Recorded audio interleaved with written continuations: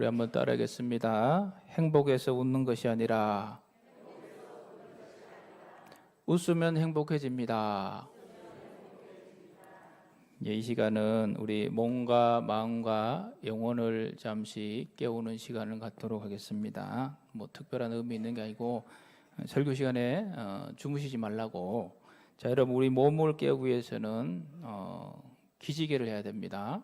그래서 여러분 몸을 이 시간 좀 푸시고 이렇게 하셔서 오늘 예배 말씀에 집중해야지. 이렇게 몸을 깨우시고 그 다음에는 마음을 깨워야 됩니다. 우리의 마음은 언제 깨어나냐면 웃을 때 깨어나요. 그래서 옆 사람 보고 살인 미소를 보냅니다. 히히히 하든지 뭐 하하 하든지 좀 꾹 웃어주시고 웃으면 우리 마음이 깨어나요. 그 다음에 우리 영혼이 깨어나야 됩니다. 영혼은 언제 깨어난지 아세요? 사랑합니다 라는 이야기를 들을 때 우리 영혼이 깨어나요. 우리 옆에 사람 경멸이 아니라 사랑의 눈을 바라보며 인사하겠습니다. 사랑합니다 라고 얘기해 주세요. 예배로 나온 저와 여러분을 우리 예수님께서 하나님께서 사랑하신 줄 믿습니다. 그래서 우리 영혼을 활짝 깨워서 오늘 말씀으로 나아가십시다. 자, 지난주에 백부장의 믿음을 보시고 예수님께서 오늘 우리가 10절 읽은 말씀 보면 이제 사람들이 집으로 가니까 그 종을 우리 예수님이 다 회복시켜 주신 말씀을 볼 수가 있습니다. 백부장의 믿음을 보시고 예수님께서 역사해 주신 것입니다. 오늘 저와 여러분 이 예배 나올 때에 하나님께서 예수님께서 우리에게 은혜를 베풀어 주시리라 믿고 나온 줄 압니다. 여러분 그 믿음대로 우리가 예배를 마치고 세상 속에 나아갈 때에 하나님께서 많은 역사로 여러분의 마음의 소원들 위에 그리고 여러분 인생의 문제 위에 선하게 역사해 주실 줄 믿습니다. 자, 그리고 나서 우리 예수님께서 그 다음에는 나인성으로 가셨어요. 나인성은 나사렛에서 한 10km 정도 떨어져 있습니다. 걸어가면 한 2시간 정도 좀 넘게 걸리는 거리죠. 이 나인성, 나인의 뜻은 기쁨, 즐거움이에요. 기쁨, 즐거움의 뜻을 가진 이 나인성으로 예수님이 가셨는데 기쁘고 즐거운 일을 만나는 것이 아니라 뜻밖의 일을 만났어요. 우리 12절 말씀 같이 읽어봅니다. 성문에 가까이 이르실 때에 사람들이 한 죽은 자를 메우고 나오니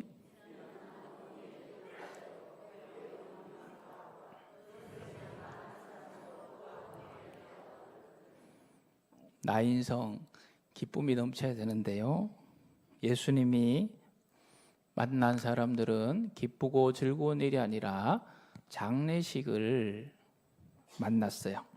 여러분 장례식이란 것은 기본적으로 다 슬픈 장례식만 있는 것이 아니에요. 우리가 얘기하는 호상이란 게 있어요.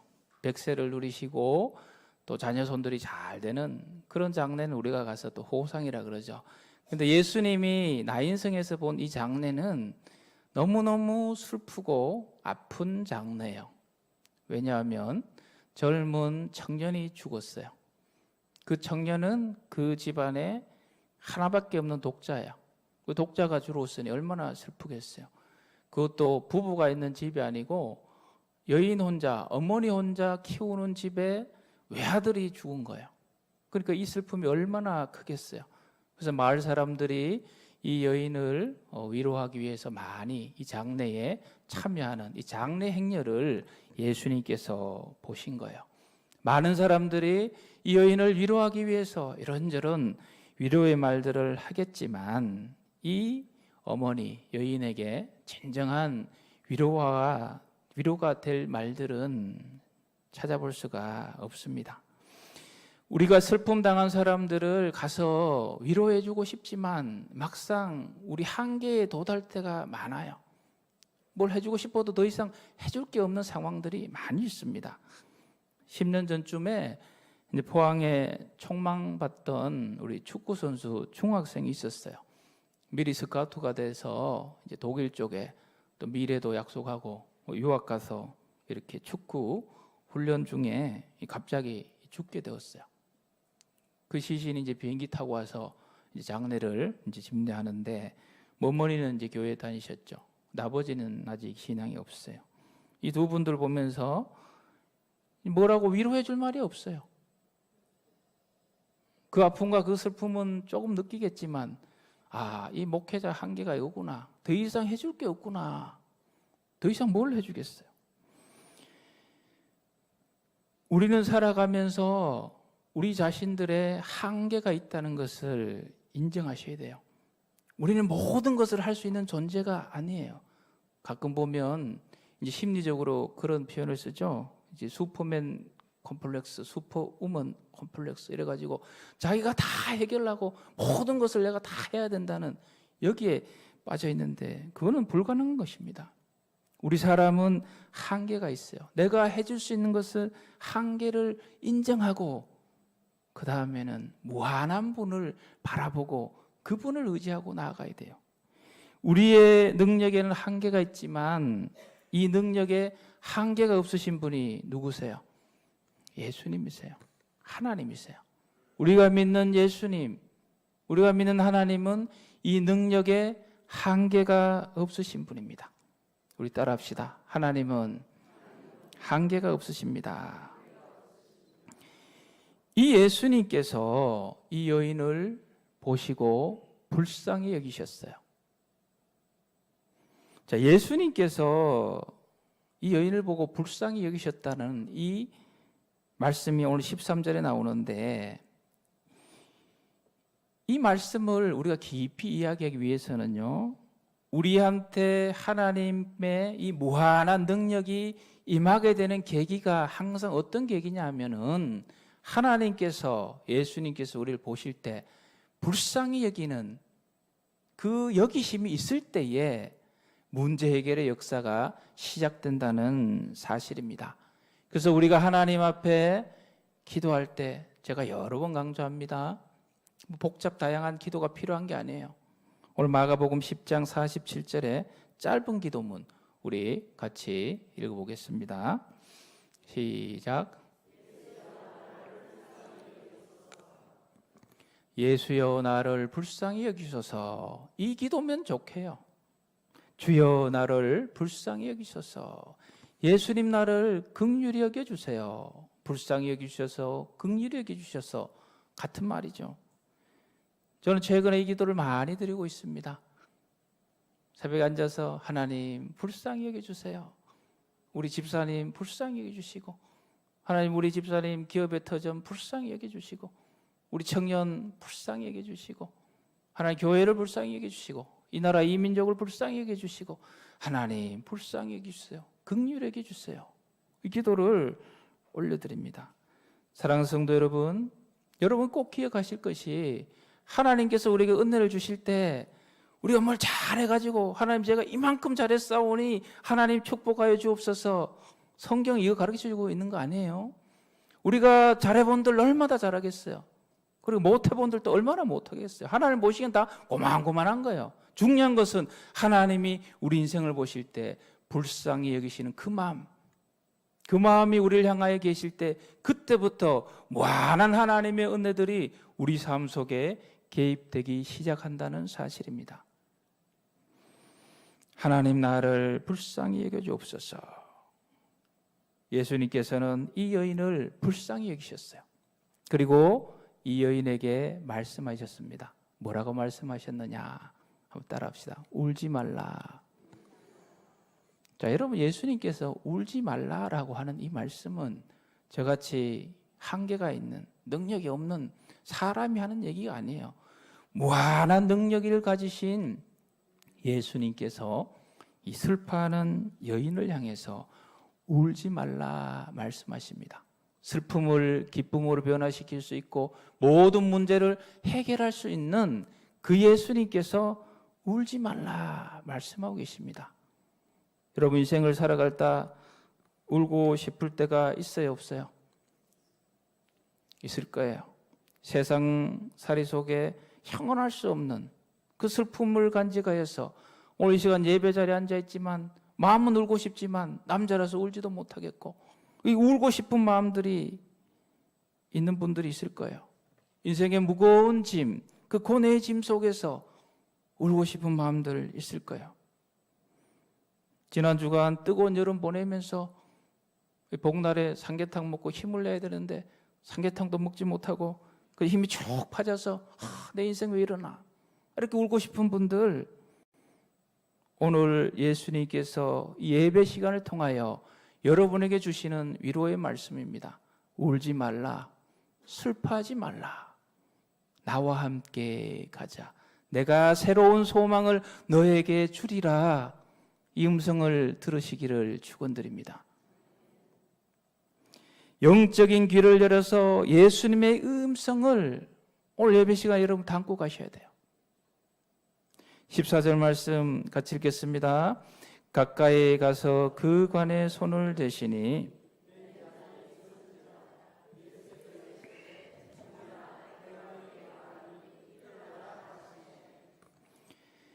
예수님께서 이 청년의 죽어있는 관에 가까이 가셨어요.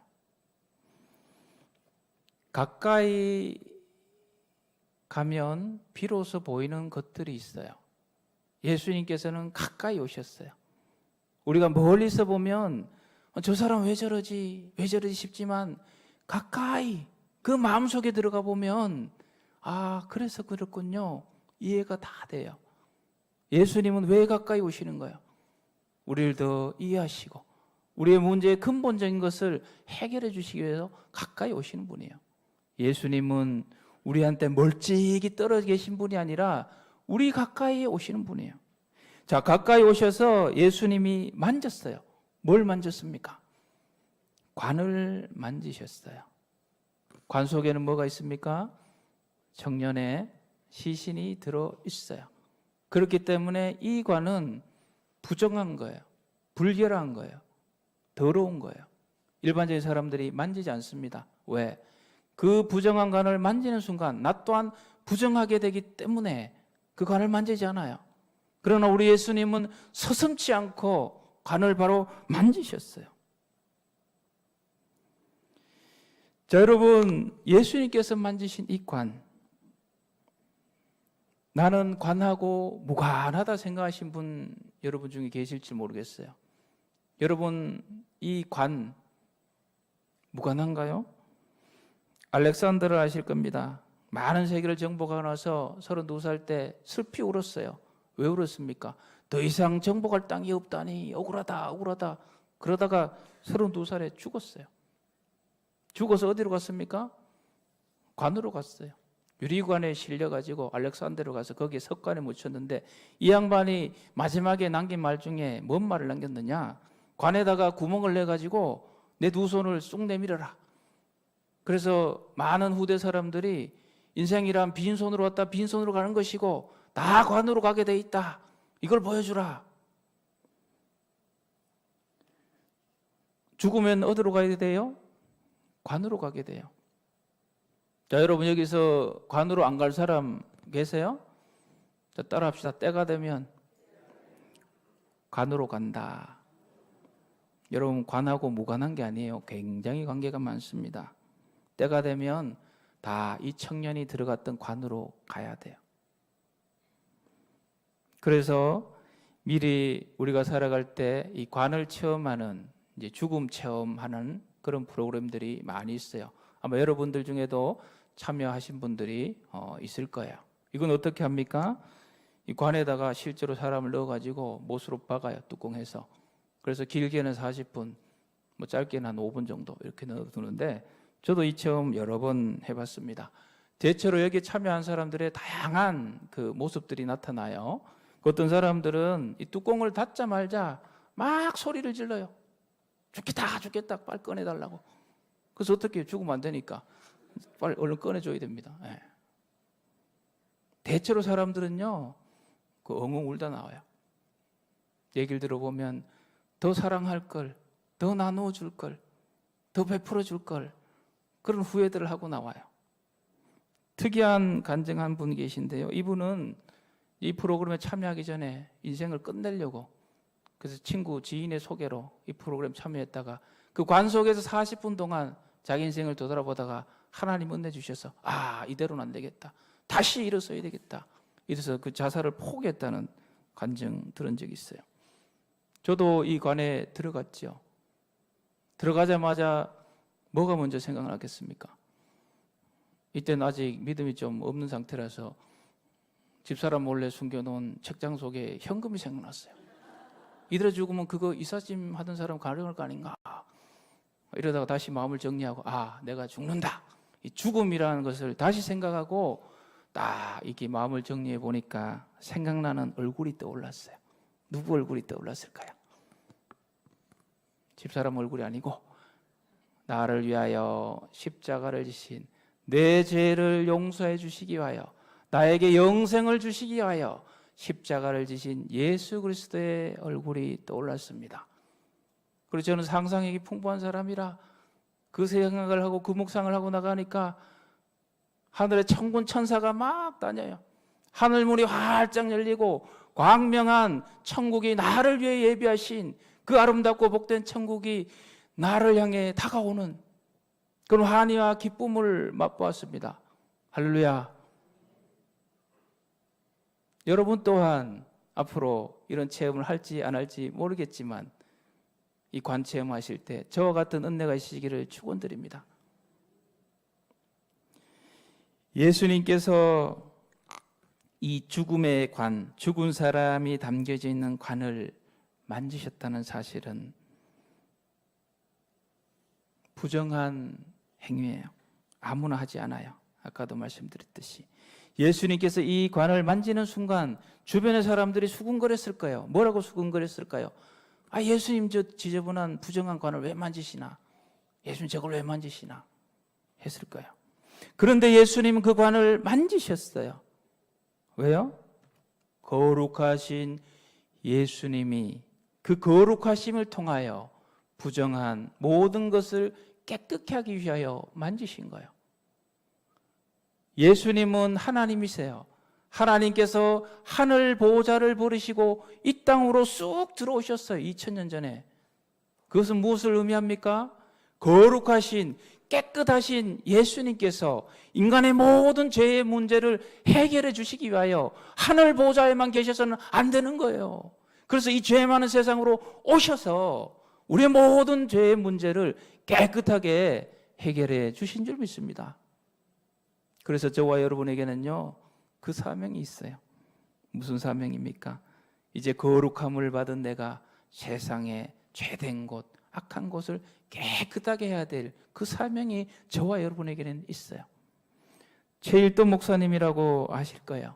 바퍼 목사님이라고. 이분이 전사님 시절에, 지금은 없지요, 청량리 588이라고 들어보셨을 거예요. 당시 사람들이 부정하다고 손가락질했던 여인들이 밤에 영업하는 곳이잖아요. 거기 들어가서 전도를 해요. 예수 그리스도의 복음을 전합니다. 예수님을 믿으세요. 예수님을 믿어서 예수님처럼 거룩하게 사세요. 이 여인들이 이 전사님 따라다니며 오빠 해서 막 꼬십니다. 그래서 넘어가지 않고 계속해서 예수님을 전했어요. 결국 어떻게 됐습니까? 수많은 여인들이 예수님을 믿고 자신의 그 죄된 과거들을 다 청산하고 새로운 출발을 하게 되는 겁니다. 할렐루야. 저와 여러분에게도 이러한 사명이 있다는 것을 기억하시고 이 죄된 세상 속에 예수 그리스도 이름으로 먼저 거룩함을 받은 저와 여러분이 이 죄된 세상 속을 깨끗게 하는 역사를 감당하시기를 주님의 이름으로 축원드립니다. 자, 이 관을 만지시고 예수님께서 죽어있는 청년에게 말씀하셨어요. 내가 내게 말라노니 일어나라. 자, 따라합시다. 일어나라. 일어나라 말씀하셨어요. 자, 이 예수님의 말씀을 듣고 그 다음 어떻게 됩니까? 15절 말씀 같이 읽겠습니다. 죽었던 자가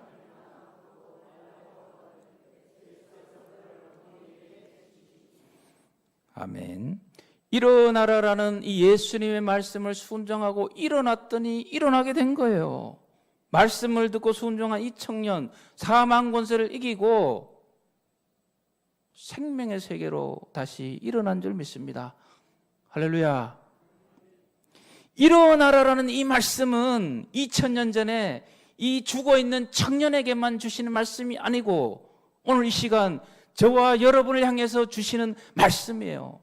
이 청년은 죽음의 관 속에 가둬져 있었지만 저와 여러분은 또 다른 관 속에 갇혀 있어요. 죄로부터 파생된 또 다른 그 관 속에서 우리가 갇혀 있다는 거예요. 패배의식의 관이 있습니다. 절망의 관이 있어요. 의욕상실의 관이 있어요. 다 포기하는 관이 있어요. 그 반대로 성공해야 된다는 이 욕심의 관도 포함되어 있어요. 슬픔의 관, 죄의 관. 이 모든 죄로부터 시작된 관 속에 갇혀있는 우리에게 예수님은 말씀하십니다. 뭐라고 말씀하십니까? 일어나라, 일어나라 말씀하십니다. 이 말씀을 듣고 순종하여 일어나면 일어서게 되는 거예요. 그게 바로 하나님 말씀의 능력입니다. 저와 여러분이 이 말씀을 듣고 여러분이 갇혀있는 모든 것으로부터 일어나시기를 축원드립니다. 지금 세상이 어렵다고 힘들다고 얘기 많이 하죠. 뭐 성장률 떨어진다, 취업률 떨어진다, 출산율 떨어진다, 계속 어렵다고 얘기를 합니다. 근데 여러분 뭐 좋다고 얘기한 적 있어요? 항상 어렵죠. 작년에도 보면 어렵다 그랬고 그 작년에도 보면 어렵다 그랬고 늘 어렵다 그래요. 그런데 지금 시대가 아무리 어렵다고 해도요, 우리에게는 기도할 수 있는 이 예배당이 있어요. 그리고 내가 하나님을 붙잡고 나를 긍휼히 여기소서, 내가 언제든 시간 내서 와서 기도할 수 있는 기도의 자유가 지금 우리에게 있어요. 그러나 예수님 오시기 500년 전쯤에 이스라엘 땅에는요, 기도할 장소인 성전이 철저히 파괴돼서 불에 타서 흔적도 없이 다 무너진 시대가 있었어요. 그리고 사람들은 포로가 되어서 자유를 상실하여서 기도하고 싶어도 기도할 수 없는 그런 시대가 있었어요. 거기에 비하면 우리는 얼마나 좋은 시대입니까? 그 암울한 시대 속에서도 우리 하나님은 그 이스라엘 백성에게 이사야 60장 1절 말씀에 어떤 말씀을 주셨습니까? 일어나라, 일어나라. 이 말씀을 순종하여 일어난 이스라엘 백성들, 무너진 성전을 다시 회복하였습니다. 포로에서 자유함을 얻었습니다. 그 암울한 상황 속에서 하나님께서 저와 여러분에게 주시는 일어나라는 이 말씀을 의지하여서 여러분 일어나시기를 축원드립니다. 여러분 가정이 일어나시기를 바랍니다. 우리 교회가 일어나기를 축원합니다. 이 나라 이 민족이 일어나기를 축원드립니다. 오늘 이 말씀 우리 한 목소리로 같이 읽겠습니다. 일어나라, 빛을 발하라. 이는 내 빛이 이르렀고 여호와의 영광이 내 위에 임하였음이라. 아멘.